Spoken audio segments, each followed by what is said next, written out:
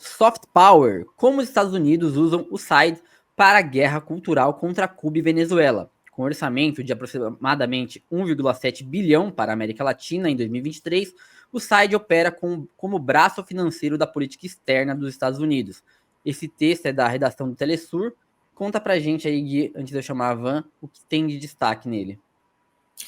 Então, esse texto ele traz algumas constatações de um pesquisador cubano, que é o Raul Antônio Capote. Ele é mestre em Relações Internacionais e História Contemporânea, escritor, jornalista e editor-chefe do portal Granma Internacional, que é de Cuba. Então, ele vai trazer as informações de uma investigação que ele fez, de uma pesquisa que ele fez em relação às ações ao SIDE na América Latina. E aí, assim, eu não vou entrar muito nos detalhes da matéria, porque a gente vai chamar a Vanessa, ela vai comentar com a gente também, mas só para vocês entenderem, né? A gente teve uma pergunta, o que é a USAID? A USAID é a Agência dos Estados Unidos para o Desenvolvimento Internacional. Ela foi criada, pessoal, em 1961, salvo engano, com a iniciativa de atuar para combater doenças em várias partes do mundo, certo? E aí, quando ela foi criada, ela não foi integrada ao Departamento de Estado dos Estados Unidos, para não dar a entender que ela seria uma arma de influência diplomática nos países, né? Só que o que a gente vai trazer aqui, né, a seguir, é justamente que isso não aconteceu. E que apesar de todo um discurso e de ações de fato para combater doenças em vários países, doenças graves, né, e financiar esses enfrentamentos, também há ações de desestabilização, de financiamento de grupos musicais, de festivais, para fomentar discursos antipolíticos contra-revolucionários nos países em que os regimes não agradam aos Estados Unidos. Então, basicamente é isso, né, que o site faz. O texto também fala de uma outra instituição chamada NED, que é o Fundo Nacional para a Democracia, né? E a gente sabe que quando os Estados Unidos falam em levar a democracia para o mundo, a gente sabe qual que vai ser a democracia que vai ser levada, né? Então, acho que a gente pode chamar a Vanessa já para ela ajudar a gente aí nessa discussão. Olá, Van, seja bem-vinda e a palavra é sua. Oi, gente, muito bom dia a todo mundo, a todas, todos aqui presentes. Então, esse texto realmente é muito, muito importante. E aí, assim, ele discute a questão do soft power, né? Então, como que a USAID, que é essa agência para ajuda internacional, na verdade, ela é esse braço do golpismo estadunidense. Então, existe este financiamento, digamos assim, né? Eles pegavam bandas cubanas, bandas venezuelanas. O texto se restringe um pouco a isso, né? A esses países, mas é extensível a todo mundo. E assim, em Cuba, como que isso é feito? Um grupo está se destacando, então chega uma possibilidade de fazer uma turnê internacional, só que é colocado para esse grupo uma série de condicionamentos que abrangem a questão política. Então, eles precisam passar a ter engajamento político, que às vezes eles nem tinham, às vezes só era uma banda mesmo de cúmbia, de rock, etc. Só que essa é uma vertente do trabalho da Outside. E há uma outra vertente que ela é mais dura. Então, sim, tem o soft power, que é uma guerra cultural da qual a Outside realmente tem feito um trabalho muito intenso. Mas existe o outro braço. Então, tem esse livro aqui que eu recomendo, mas ele é bem difícil de achar. Evo Morales em La Mira, que é um livro da Estela Caloni, que é nossa parceira, é uma jornalista investigativa argentina. E aí, nesse livro aqui, ela detalha como a CIA atuou durante anos, desde o começo dos anos 2000, para desestabilizar, derrubar o governo, para primeiro desestabilizar, né, a Bolívia, para não permitir a chegada de Evo Morales à presidência e depois para derrubar o Evo Morales. Então, assim, como é que a USAID agiu? Entre 2000 e 2006, ela conta, né, multiplicaram os cursos que foram oferecidos pela... Travou aí? Acho que travou. Gente, travou, mas ela já vai voltar assim que ela... Aí, voltou. Voltou, Van, vai lá. Então eles faziam esses cursos financiando a oposição. Esse mesmo modus operandi é visto com a oposição venezuelana. Então, é assim, é um escândalo que agora está sendo revelado a quantidade de dinheiro injetada em Juan Guaidó, em Maria Corina Machado, para a transição de governo. Quando o Trump, então, vem e diz que temos que combater a corrupção, etc., ele, na verdade, ele quer reorganizar, não é também que eles não querem mais usar esse braço de desestabilização, eles querem reorganizar. Por quê? Porque foi muito dinheiro investido em muitas ações que fracassaram. Mas muitas dessas ações tiveram êxito, como, por exemplo, as ações da USAID no Paraguai para a derrubada do Fernando Lugo. Então, assim, é uma agência que está operando, como o Guilherme colocou, desde a década de 60. É muito dinheiro que é injetado, porque a USAID ela usa ONGs, né? Então, ela copta movimentos como ONGs, movimentos indígenas, alguns sindicatos, e passa a atuar por essa via, certo? Então, não é a cara da CIA, não é a cara da USAID, não é a cara dos Estados Unidos. É a cara dos indígenas, do Chipinís, no caso da Bolívia. Enfim, quem quiser recuperar esse caso, dá para procurar aí no Google, né? Chipinís, e todo o conflito que foi na questão boliviana. Então, eles financiaram movimentos indígenas para derrubar o governo do Evo Morales, para desestabilizar, para deslegitimar o governo internamente. Afinal, era um governo, uma liderança indígena, né? Então, assim, é isso. Tem esses dois lados da USAID, o braço da guerra cultural, mas eles também têm um braço muito forte na guerra política e na chamada guerra híbrida. Pode fazer um comentário, Jorge? Depois eu vou fazer um... Pode ir. Não, eu ia comentar o seguinte, que até o texto ele fala, né, que, na verdade, a gente publicou um outro texto essa semana também, falando sobre campanhas dos Estados Unidos, né, contra a Rússia, que vão além da Ucrânia, né, e de como há uma atuação ali para criar um cinturão, né, de hostilidade à Rússia. E lá cita o site, né, quer ver, que eles tiveram ações no Cazaquistão e no Uzbequistão, né, e ações para afastar da memória do país qualquer, enfim, relação, qualquer ligação com a União Soviética. Isso é muito importante. E aí também nesse texto ele conta, né, ele fala que uma das ações da USAID tem relação com a Operação Condor, né, também. Então isso a gente consegue entender a proporção, né, como que eles atuaram ao longo desses anos. E aí, né, Van, acho que é interessante a gente até fazer ler um comentário, né, do Luiz Longini falando que estamos perdendo a guerra cultural e não é de hoje. Brasil Paralelo dominou as escolas. E aí tem um outro texto, um outro comentário também falando do Brasil Paralelo aqui. E eu acho que isso tem a ver... acho que é o último aqui, é o do Rafael Gomes. Brasil Paralelo faz guerra cultural e está exportando isso para fora do Brasil. E aí de onde vem a importância, por exemplo, de uma série como essa da Operação Condor, né?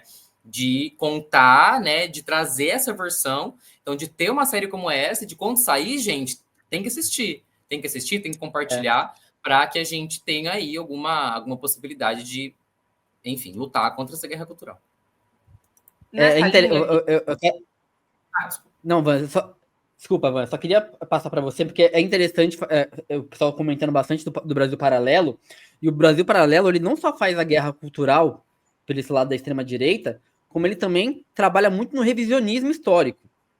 Então, e isso com um financiamento muito esquisito, vou dizer para vocês assim, porque uns anos atrás, eu fiz uma entrevista de emprego, aí a proposta era muito boa. Você vai criar conteúdo para as redes, não sei o que lá, salário assim, muito acima do mercado. E meu Deus do céu, e eles não falam o nome da empresa. Não falam o que você vai criar, que tipo de conteúdo você vai criar. E aí, quando chegou no final, assim, Brasil Paralelo, meu Deus do céu. Então, assim, da onde que eles tiram esse dinheiro? Eles pagam, pelas minhas contas, ali na época, eles pagavam pelo menos 30% acima da base de mercado. É muita grana para uma empresa que não é assim... Quem é os donos do Brasil Paralelo? Quem financia esse projeto? Então, essa guerra cultural aí está sendo patrocinada por alguém, né, Ivan? Então, perfeito. A gente não sabe exatamente de onde vem. Eu não tenho elementos, porque é isso, assim, falta um Wikileaks divulgar de onde vem esse dinheiro do Brasil Paralelo. Então, a gente não pode cravar, a gente não pode demarcar que é ou que não é. Mas, assim, parece. É aquela história, né? Parece porco, cheira porco, será que é um porco? Então, pode não ser o site, mas pode ser um outro grupo vinculado a essa mesma. A esse mesmo modus operandi dos Estados Unidos para a desestabilização. E a questão da guerra cultural, ela é verdadeira, ela é muito intensa. E nesse sentido do que o Gui falou, que eu queria comentar, né, da série da Operação Condor, incrível, incrível.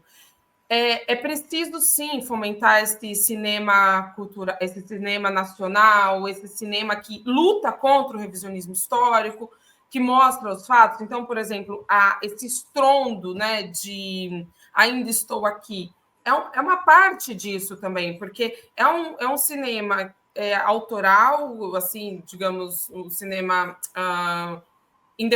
não é independente, né, porque tem apoio da Globo, mas eu digo assim, numa corrente histórica que não é muito trabalhada dentro do Brasil, porque traz um resgate de algo muito importante para a ditadura militar, com um viés humano, muito humano, humanizado. Então, assim, é preciso valorizar essas produções, porque a guerra cultural realmente é muito forte. E dentro desse contexto, quero fazer outra indicação, que é uma plataforma de streaming, que é a Fatoflix. A Fatoflix traz documentários, reportagens de vídeo e etc. Nessa linha, né? Assim, não vai fazer frente ao Brasil Paralelo porque não tem esse financiamento. Então, é uma iniciativa mais da esquerda, nosso, né, de movimentos independentes, do jornalismo independente, para trazer, para tentar maximizar, para tentar divulgar mais as produções que a gente faz e que tentam fazer um contraponto, né, a isso que está sendo massificado, porque o Brasil Paralelo está nas escolas, está sendo veiculado nas escolas, então tem essa denúncia, está sendo investigado e tal. Sei que fugimos aqui um pouco do tema, né, da questão da Alside, mas apesar de não estar exatamente, estritamente ligado, porque é isso, a gente não tem condições por hora de vincular uma coisa com a outra, mas está dentro dessa guerra cultural e está dentro da desestabilização. O governo Lula sofre todos os dias com essas ondas de desestabilização. É vindo da onde? É da Alside, é da NED, é da CIA? E lembremos o seguinte, os dois governos, o da Bolívia, na gestão do Evo Morales, depois de esse tipo de denúncia, né? Olha, calhamaço que é isso aqui. E a Estela Caloni, ela é maravilhosa, ela é uma jornalista investigativa raiz. Então, ela traz documentos, sabe? Assim, documentos que foram filtrados que ela teve acesso, que vazaram para ela. O Evo Morales expulsou a Alside do país. E na época foi uma grita, porque, meu Deus, como nós vamos viver sem a ajuda da Alside? Cara, quando ele expulsou a Alside, ele diminuiu ali uma grande porcentagem a quantidade de tentativas de golpe contra ele, que, segundo a Estela, e esse livro aqui, ele é de... Deixa eu pegar aqui o ano. Mas, segundo a Estela, só até a finalização deste livro, que é de 2009, foram 400 tentativas de derrubar o governo Evo Morales. E eu estou fazendo um recorte, eu estou falando da Bolívia, mas a gente pode expandir para Cuba, Venezuela, o próprio Equador, o Correia também expulsou a Alside, e a gente pode expandir para governos da Argentina, etc. Todos os governos progressistas. Lembrando, no Paraguai eles tiveram bastante êxito com a derrota do Lula.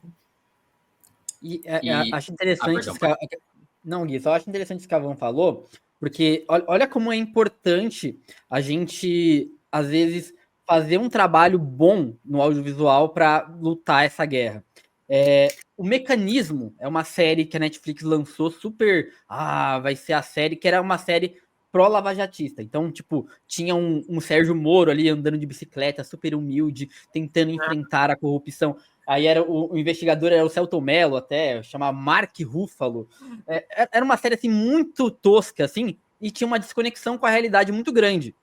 Essa série era do José Padilha, que fez Tropa de Elite e tal, um cara muito, muito conceituado.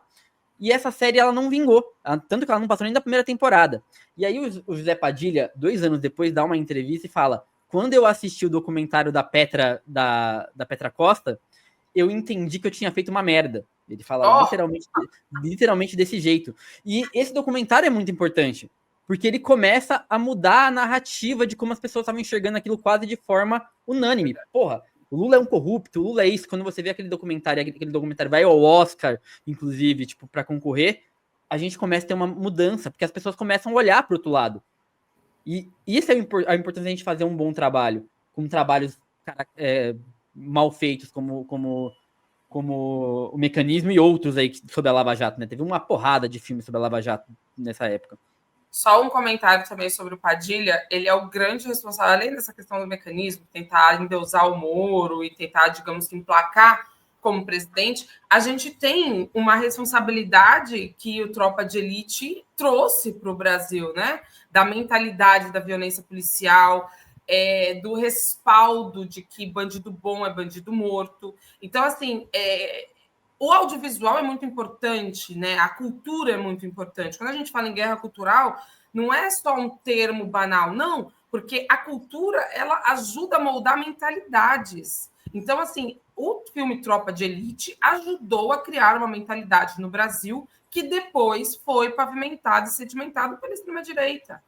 Todo esse discurso armamentista, etc., ele tem um fundinho que vem ali do Padilha nos trazendo aquele filme e nos ajudando a internalizar cenas como aquelas cenas de tortura, entendeu? De quase que um julgamento sumário das pessoas que até são estupro, caçadas. né? Estupro masculino. Tem cenas do policial estuprando um cara, assim, é uma coisa normal. Tipo, ó, olha que coisa. Entendeu? E assim, julgamento sumário, porque a polícia ela tem o aval para matar quando não existe pena de morte no Brasil e a pessoa nem foi julgada. Então, assim, o audiovisual realmente tem uma responsabilidade. E aí também preciso ver, né? O Padilha viu que errou e tal, mas se a gente for atrás, quem financiou esse filme, né? Tem tudo isso, porque o pessoal critica tanto a Lei Rouanet, mas a Lei Rouanet é uma coisa, digamos, mais democrática. Você vai lá, pega um fundo do governo e produz seu filme. Mas os filmes também têm captação privada, de chegar e uma ONG doar, né? Não seria uma ONG, mas uma fundação faz uma doação, etc, etc. Então, tudo isso está interligado e tem um objetivo final, esse é o ponto. E não sei se o Padilha, no caso, se ele é tão ingênuo assim, sabe? Assim, essa questão da ingenuidade me pega, né? Eu acho que até falando um pouquinho sobre... Vou fazer só um comentário rápido de uma matéria que a gente publicou, de um comentário de um ministro do STF, eu não vou me lembrar o nome dele, falando que ele reconhece que a Lava Jato, enfim, como eles foram enganados. E a gente pergunta, nossa, será que eles foram tão ingênuos, assim, o STF, na época?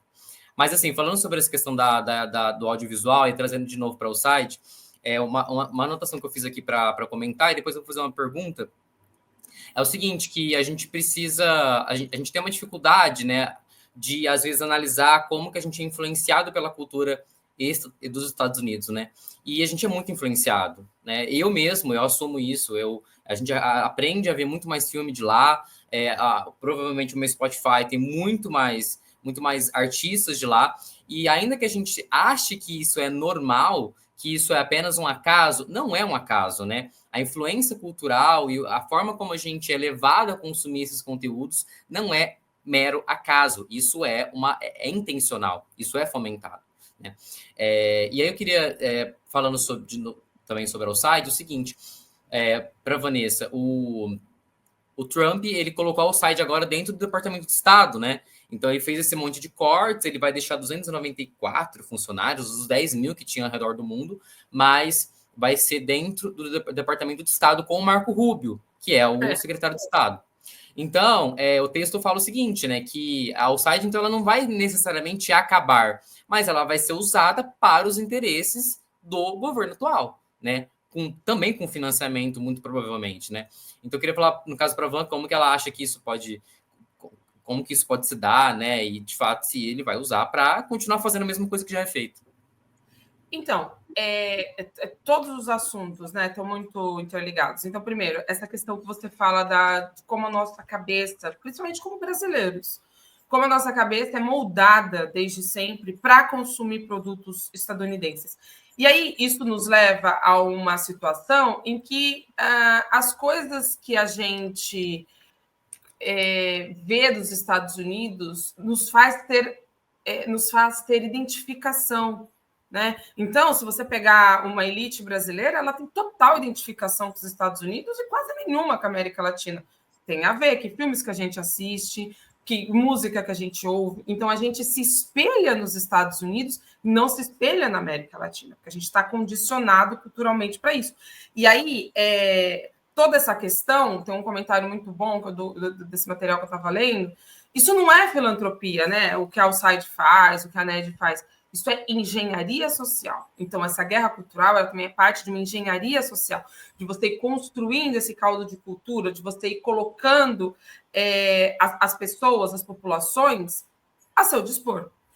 E com relação ao Marco Rubio, o que a gente vai ver aí com a Alcide, né, e que vai ser muito importante, é o seguinte: o Marco Rubio ele é um anti-América Latina, um anti-latino-americanista convicto. Ele é uma das pessoas que mais combatem o governo de Cuba, é responsável pelas sanções à Venezuela, então é das piores figuras que poderíamos ter à frente dessa instituição.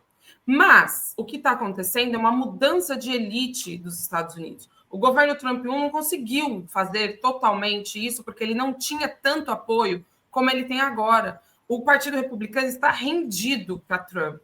O Trump tem um poder agora que ele nunca teve.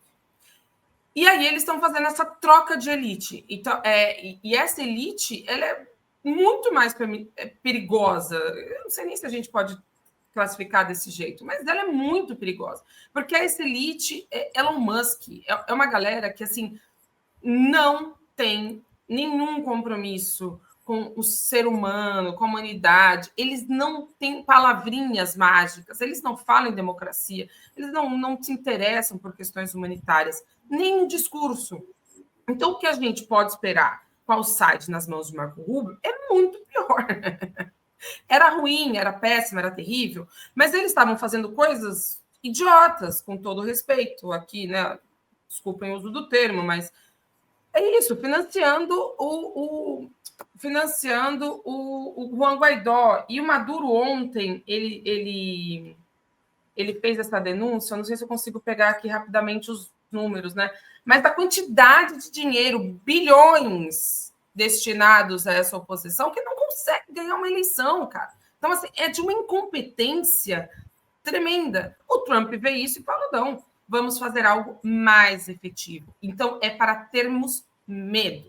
De um lado, é para comemorar, no sentido de, tipo, acabou esse injerencismo cultural, né? Como se fosse uma boa ação que os Estados Unidos estivessem fazendo. Acabou, não tem mais essa cara. Mas, por outro lado, é para ter muito medo do que vem, porque o Marco Rubio, ele não está de brincadeira, ele é muito perigoso. E ele vai ter esse instrumento, né, que está internalizado na maior parte dos países, principalmente na América Latina. Mas não só, como o Guilherme bem lembrou, tem todo esse trabalho anti-Rússia, tem um trabalho muito forte anti-China. E aí a gente vê também numa outra vertente desse soft power, por exemplo, tudo que a Coreia do Sul faz com os doramas, com o K-pop e etc. Uma estratégia para fazer o quê? Para nos fazer ter empatia com a Coreia do Sul, que é um país terrível, com uma desigualdade social tremenda, ou seja, é um país terrível, bem aos moldes de qualquer país latino-americano com uma desigualdade social tremenda, mas nos vende como um país maravilhoso. Contra quem? Contra a Coreia do Norte. Então, assim, gente, tudo é estrategicamente pensado dentro desses manuais de engenharia social, de soft power, que está ligado à guerra cultural. É isso, né? E tem um objetivo de guerra híbrida, de desestabilização e tal.